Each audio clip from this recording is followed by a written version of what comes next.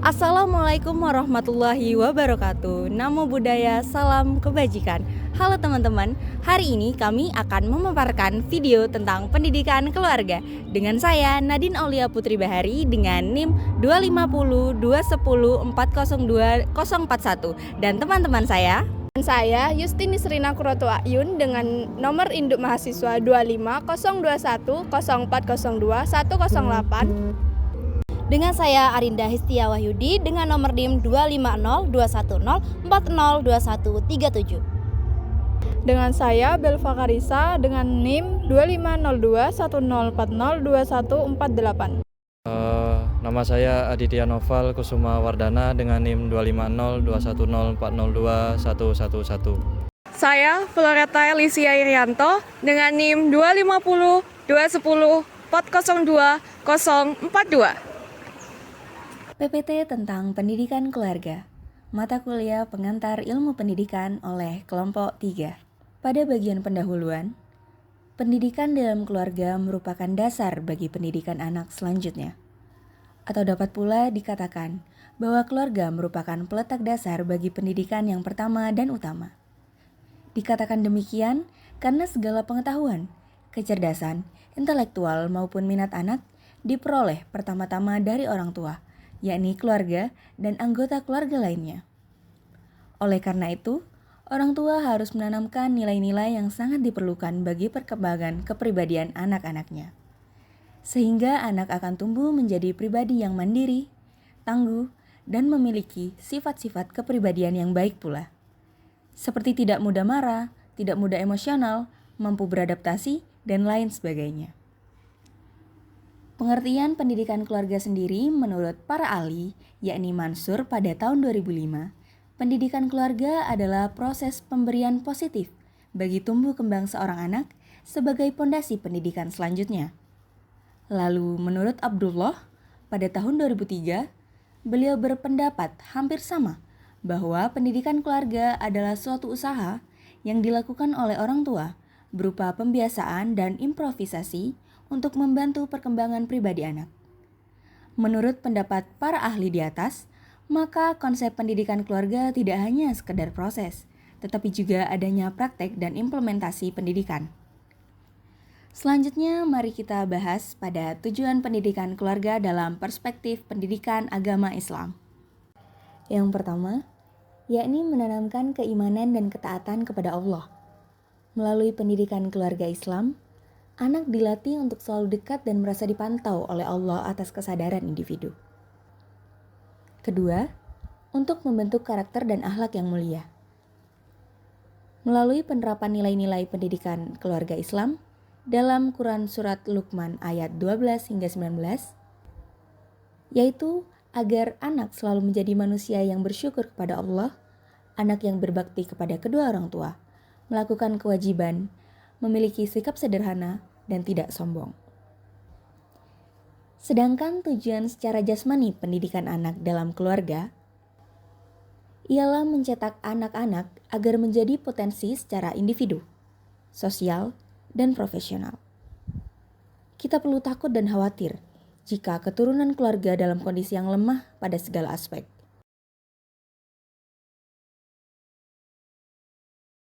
Oleh karena itu, sejak dini sudah harus disiapkan keluarga yang kuat pada segala aspek. Sesuai dengan firman Allah pada Quran Surat An-Nisa, dijelaskan bahwa kuat secara individu, di mana anak memiliki kemampuan pada aspek kognitif atau otak, afektif atau sikap, dan psikomotorik atau perilaku. Arti kuat sendiri, secara sosial ketika anak mampu bersosialisasi dalam kehidupan sosial masyarakat. Sementara, arti kuat pada aspek profesional anak mampu hidup mandiri untuk mengembangkan kemampuan yang dimiliki, sehingga dapat dipergunakan untuk memenuhi kebutuhan secara mandiri. Selanjutnya yakni fungsi keluarga. Menurut Abdullah pada tahun 2003, fungsi keluarga dalam pendidikan dibagi menjadi 3, yakni yang pertama, fungsi kuantitatif, yaitu memenuhi kebutuhan dasar fisik anak, seperti pakaian, makanan, minuman, serta tempat tinggal, serta kebutuhan moral seperti perilaku, etika, sopan santun, dan akhlak. Orang tua memberi teladan dan membiasakan anak untuk berperilaku positif sejak dini.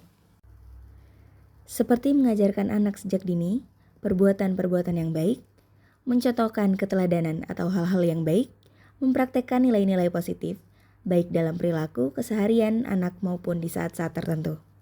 Selanjutnya yakni fungsi selektif, yaitu berperan sebagai penyaring pengalaman dan informasi yang diterima oleh anak.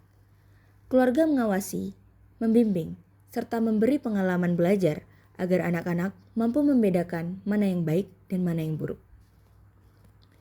Terutama ayah dan ibu, berkewajiban memberikan informasi dan pengalaman yang bermakna, terutama pengalaman-pengalaman belajar secara langsung maupun tidak langsung. Yang ketiga adalah fungsi pedagodik, yaitu mewariskan nilai dan norma dalam kehidupan sehari-hari. Hal ini dapat dilihat atau tercermin dalam sikap, perilaku, dan kepribadian anak dalam kehidupan sehari-hari.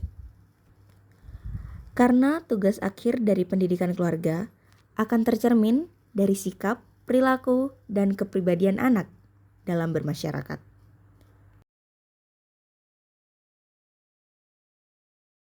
Sebelumnya, mohon maaf mengganggu waktunya Niki. Nggak apa-apa, nyantai aja. Oke, kita di sini mau wawancara tentang pendidikan keluarga dari mata kuliah PIP. Jadi di situ kan banyak marak gizi-gizi anak yang kurang seimbang di era sekarang. Apa langkah orang tua untuk menjadikan anaknya tuh anak yang cerdas dari makanan-makanan yang bergizi tersebut? Gitu. Okay. Ya kalau orang tua kan maunya anak itu serba mau ya, apa aja mau. Cuman kadang kan anaknya yang kadang kitanya mau ngasih kayak tempe, kayak sayur, kadang anaknya yang nggak mau. Ya gimana orang tua berusaha untuk itu, kadang kita bikin kayak diusahain biar makan sayur, kita bikin kayak bergedel kasih sayur kayak gitu. Jadi menunya nanti biar ganti-ganti biar anak juga nggak bosen gitu. Itu kalau misalnya anak GTM itu pemicunya apa nih? Ya kadang susah makan. Moodnya nggak seimbang gitu ya. Kan kadang ada anak yang susah makan, kadang ada anak yang emang ya malah doyan makan, sembarang mau kayak gitu. Kadang pilih-pilih, utama sih kadang pilih-pilih makanan, ya. Kadang terus justru tambah yang vitaminnya banyak kayak telur, kayak ikan dia nggak mau kayak gitu. Menurut Ibu, apakah keluarga di sekitar Ibu saat ini itu lebih mudah atau lebih sulit mendidik anak dibanding zaman dahulu? Kalau sekarang ya lebih sulit karena adanya gadget kayaknya. Terus ibu kesadaran orang tua kadang itu kadang membiarkan mereka main gadget. Yang penting bisa disambi kayak gitu kan. Yang penting anaknya diem, padahal itu kan lebih bahaya.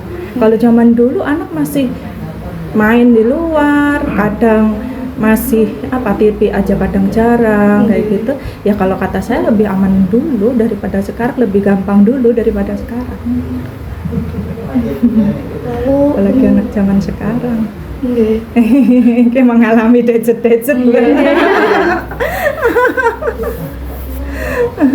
Udah sekarang udah dunia gadget. Harus pinter-pinternya orang tua. Iya, harus dibatesin. Harus ya kadang kalau orang tuanya biarin dah, yang penting diem gitu, nggak ganggu gitu kan, kayak gitu yang bahaya justru itu.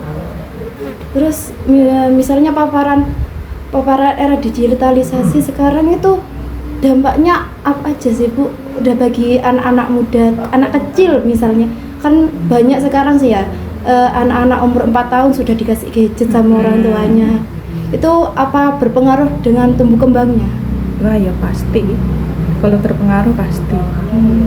Kadang aja kalau anak udah itu ya konsentrasinya kan berkurang. Nggih. Kayak misal kayak pelajaran, konsentrasi pelajaran gitu, kalau udah dia kadang HP sampai berjam-jam di rumah gitu, kayaknya ke bawah dah, ke bawah kesehariannya. Nanti belajar pun di sekolahan kayaknya kurang konsentrasi. Iya.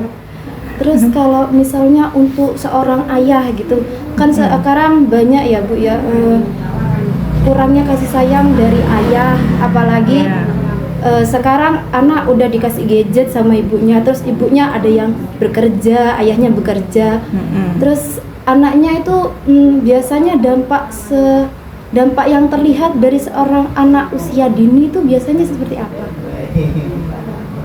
Banyak sih, banyak, apalagi kalau anak kecil ya mungkin kayak apa ya, gampang emosian kayak gitu, ngontrol emosi, apalagi kadang yang ditonton terus apa yang drama-drama yang butuh kekerasan kayak gitu, takutnya terus ditiru kayak gitu. Terus kalau mungkin agak dewasa dikit ya bahayanya ya takut apa ya, niru-niru yang negatif ya. Takutnya gitu. Terus ini apa upaya seorang ayah atau orang tua gitu untuk anaknya biar tidak terlalu bergantung? Upayanya ya harus batasin mungkin ya, terus ada waktunya juga, ada jam-jamnya juga kan, nggak harus dilepas bebas terus kapan aja megang HP bebas, mau misal kayak mau harusnya waktunya tidur ya didiemin kayak gitu ya, harus dibatasin. Jadi pendampingan orang tua itu sangat penting. Ya penting sekali. 80%. Iya. Untuk pertanyaan selanjutnya, apakah ada perubahan perilaku anak setelah mengikuti penyuluhan Posyandu? Insya Allah ya ada. Kadang kan ada, kalau di saya ya, kadang kan diajak posyandu nggak mau gitu, terus kita kasih pengertian biar apa ya, maksudnya ya biar tahu tumbuh kembang anaknya kayak gitu. Akhirnya giliran udah datang ke posyandu ya mereka ternyata ya seneng gitu, terus bulan berikutnya mau datang gitu. Terus kayak imunisasi, kadang kalau zaman dulu kan orang katanya orang sehat kok disuntik, kok tambah dibikin sakit kan, nanti anget berapa, paling semalam 2 malam kan kadang anget gitu. Kadang ya terus yang nggak mau kayak gitu, nanti kita kasih pengertian biar mau gitu ya, kadang terus ya mau diimunisasi gitu. Misalnya sekarang ada ini ya Bu ya, anak-anak yang ditinggal orang tuanya terus dititipin ke mbahnya gitu ya Bu ya. Itu tumbuh kembangnya sama perkembangannya atau pola makannya itu apa terjaga gitu Bu? Ya tergantung sih, tergantung mbahnya. Kalau mbahnya udah, maksudnya udah pengertian ininya udah lebih update gitu kan, udah tahu kayak menu seimbangnya apa gitu, mungkin ya lebih terjaga. Cuman kadang ada juga yang orang tua itu masih kayak orang zaman dulu, gak apa-apa sih yang penting kenyang gitu, kadang dikasih makan nasi tok kayak gitu kan, kadang menunya itu aja, anaknya mau, tapi kan nutrisinya yang masuk ke dalam kan kurang lengkap, kurang sempurna gitu.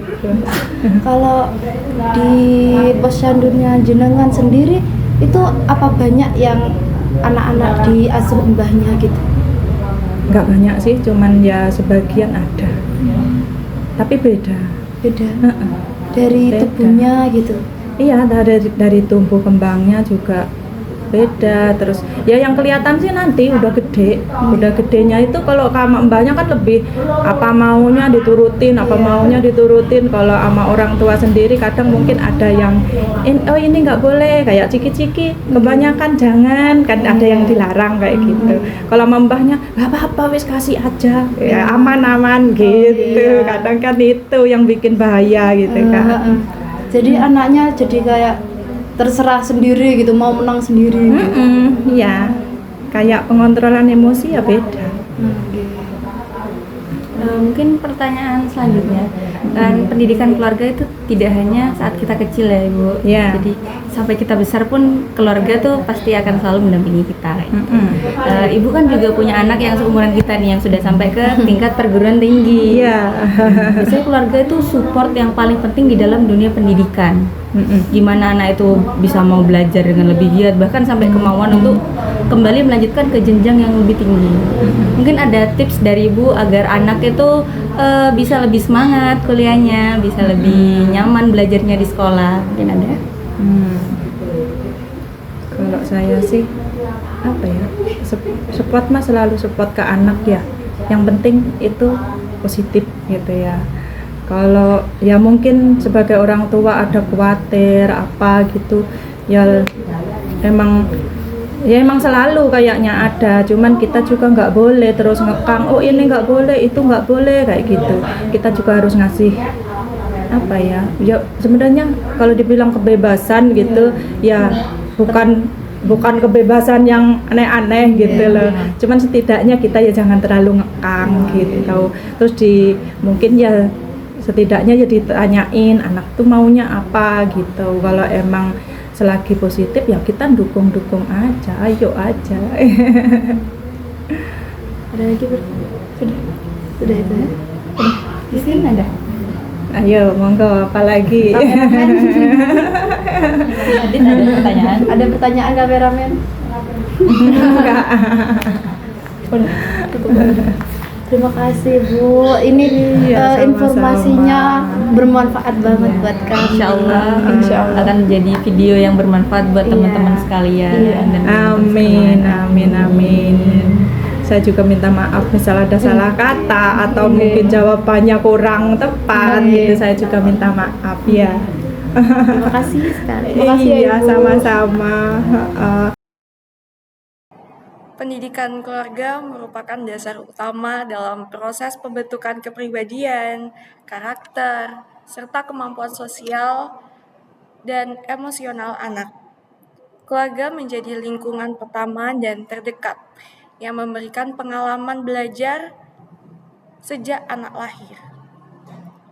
Melalui interaksi sehari-hari, anak memperoleh pengetahuan awal tentang perilaku, komunikasi, nilai moral, dan norma sosial. Dengan demikian, keluarga tidak hanya berfungsi sebagai tempat tinggal, tetapi juga sebagai lembaga pendidikan informal yang berperan strategis dalam perkembangan anak. Orang tua memiliki kedudukan sebagai pendidik pertama dan utama. Setiap ucapan, tindakan, dan kebiasaan orang tua menjadi contoh yang secara langsung ditiru oleh anak. Oleh karena itu, konsistensi antara nilai yang diajarkan dengan perilaku nyata orang tua sangat menentukan keberhasilan pendidikan di lingkungan keluarga. Anak cenderung lebih mudah menyerap nilai positif ketika ia melihat teladan yang baik dalam kehidupan sehari-hari, seperti sikap saling menghargai, komunikasi yang santun, serta penyelesaian masalah secara bijaksana. Sebaliknya, kondisi keluarga yang tidak harmonis, pola komunikasi yang keras, atau ketidakstabilan emosional dapat mempengaruhi perkembangan anak dan pola perilaku yang kurang adaptif. Selain memberi teladan, keluarga juga memiliki fungsi pengawasan dan pembentukan karakter. Penerapan aturan, kedisiplinan, serta pembiasaan perilaku positif menjadi bagian penting dalam pendidikan keluarga. Namun, pola pengasuhan perlu disesuaikan dengan perkembangan zaman dan kebutuhan anak. Pendekatan yang terlalu otoriter tidak lagi dianggap efektif, karena dapat menghambat kemampuan anak untuk mengemukakan pendapat dan mengembangkan kemandirian. Pendidikan keluarga masa kini menekankan komunikasi dua arah, penguatan positif, serta pendampingan yang empatik, sehingga anak memahami makna dari setiap aturan dan mampu bertanggung jawab atas tindakannya. Peran pendidikan keluarga juga tampak dalam pembentukan kesiapan anak untuk mengikuti pendidikan formal. Lingkungan keluarga yang stabil, hangat, dan mendukung akan membantu anak tumbuh dengan rasa aman, percaya diri, serta keterampilan sosial yang baik. Keadaan tersebut berpengaruh langsung terhadap kemampuan anak beradaptasi di sekolah maupun di masyarakat. Banyak kajian menunjukkan bahwa keberhasilan belajar tidak hanya bergantung pada kecerdasan akademik, tetapi juga pada kematangan sosial, emosi, kemampuan mengendalikan diri, serta motivasi yang terbentuk melalui hubungan yang positif antara anak dan orang tua. Di sini saya akan memberikan sedikit komentar atau pendapat tentang pendidikan keluarga. Pendidikan keluarga menjadi dasar utama pembentukan karakter setiap anak yang didukung melalui keteladanan, pembiasaan, pemenuhan kebutuhan dasar, membentuk nilai, sikap, dan kepribadian anak sejak dini. Pada PPT, penjelasan sudah cukup komprehensif dan menunjukkan bahwa pendidikan keluarga adalah kunci dalam menciptakan generasi yang berkualitas, beradab, serta menghadapi berbagai tantangan kehidupan. Pendidikan keluarga menggambarkan betapa pentingnya peran orang tua dalam memberikan pendidikan yang konsisten, positif, dan penuh teladan. Selain itu, tujuan pendidikan keluarga yang berfokus pada pembentukan karakter intelektual serta kemandirian anak semakin menegaskan bahwa keluarga memiliki peran strategis sebagai lingkungan pendidikan yang paling awal dan paling berpengaruh. Baik, di sini saya akan memberikan pendapat sedikit tentang materi pendidikan keluarga. Jadi, materi ini juga menunjukkan bahwa pendidikan keluarga itu memiliki peran besar dalam membentuk dasar seluruh proses pendidikan anak dan juga pendidikan selanjutnya. Nah, hal ini terlihat dari beberapa poin penting, yaitu poin pertama, menurut saya pendidikan keluarga adalah proses pemberian hal-hal positif bagi tumbuh kembang seorang anak. Seperti yang dijelaskan para pengertian ahli, keluarga itu bukan hanya mengajarkan pengetahuan, tetapi juga membentuk kebiasaan, sikap, dan karakteristik melalui praktek nyata dalam sehari-hari. Yang kedua, itu tujuan pendidikan keluarga dalam perspektif Islam yang menjelaskan bahwa keluarga itu menjadi tempat pertama untuk menanamkan keimanan, rasa syukur, akhlak, kedisiplinan, kesederhanaan, dan juga sikap hormat kepada orang tua. Nah, jadi menurut saya poin ini itu menegaskan bahwa keluarga tidak hanya berfokus kepada aspek duniawi, tetapi juga dalam aspek spiritual dan juga moral. Dan juga yang poin terakhir, saya melihat bahwa pendidikan keluarga juga mempersiapkan anak agar kuat secara kognitif, efektif, psikomotorik, sosial, dan juga profesional. Dengan kata lain, keluarga itu membantu anak untuk mengenali potensi diri sekaligus membangun kemampuan untuk mandiri dan juga menghadapi kehidupan di masa depan nantinya. Setiap anak memiliki karakteristik yang berbeda, sehingga pendidikan keluarga tidak dapat menggunakan pendekatan yang seragam untuk semua anak. Orang tua dituntut untuk memahami kebutuhan, minat, serta kemampuan individual anak. Dengan pendekatan yang fleksibel dan optimal, membantu anak mengembangkan potensi diri secara optimal. Keterlibatan aktif orang tua dalam mendampingi proses belajar, memberikan dukungan moral, dan menyediakan lingkungan yang kondusif akan memberikan dampak jangka panjang terhadap perkembangan pribadi dan sosial anak. Pada akhirnya, pendidikan keluarga merupakan fondasi yang sangat menentukan keberhasilan perkembangan anak di masa depan. Sekolah dan lingkungan masyarakat memang memiliki peran penting, tetapi pendidikan keluarga memberikan pengaruh paling mendalam karena berlangsung sejak masa dini dan didukung oleh ikatan emosional yang kuat. Apabila keluarga mampu menciptakan suasana yang harmonis, komunikatif, dan penuh kasih sayang, anak akan tumbuh menjadi pribadi yang berkarakter, mandiri, serta siap berkontribusi dalam kehidupan sosial. Pernah gak sih ayah bunda itu berpikir seorang anak adalah peniru yang sangat profesional? Jadi ayah bunda, disinilah peran keluarga sangat penting bagi seorang anak, bagi tumbuh kembangnya, bagi akhlaknya. Keluarga adalah tumpuan untuk tumbuh kembangnya. Menurut agama, pendidikan keluarga adalah hal yang sangat penting bagi tumbuh kembang, emosi, serta akhlak dan perilaku anak pada masa depan. Dan pada semua ajaran agama, pasti selalu mengajarkan hal yang baik kepadanya. Pada ajaran Kristen, keluarga adalah tempat pertama anak mengenal kasih Tuhan. Dalam ajarannya, Amsal ayat 22:6 berkata, "Didiklah orang muda menurut jalan yang patut baginya." Pada Efesus ayat 6:4 berbunyi, "Didiklah mereka dalam ajaran dan nasihat Tuhannya." Dalam Islam, keluarga adalah madrasah pertama bagi seorang anak. Orang tua bertanggung jawab penuh atas pembentukan akhlak. Dasar ajarannya pada surat At-Tahrim ayat 6 berbunyi, "Peliharalah dirimu dan keluargamu dari api neraka." Pada hadis Nabi, setiap anak dilahirkan dalam keadaan fitrah.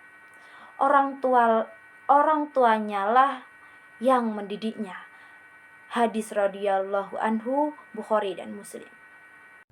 Maka dari itu, dapat kita tarik kesimpulan bahwa pendidikan keluarga adalah proses pemberian hal-hal positif yang penting untuk menumbuhkan kembang anak. Bukan hanya sekedar proses, tetapi juga praktik dan implementasi nyata pendidikan oleh orang tua. Fungsi keluarga dalam pendidikan anak mencangkup untuk memenuhi kebutuhan fisik dan moral, menyaring pengalaman dan membimbing anak untuk membedakan mana yang baik dan mana yang buruk, serta mewariskan nilai dan norma kehidupan sehari-hari.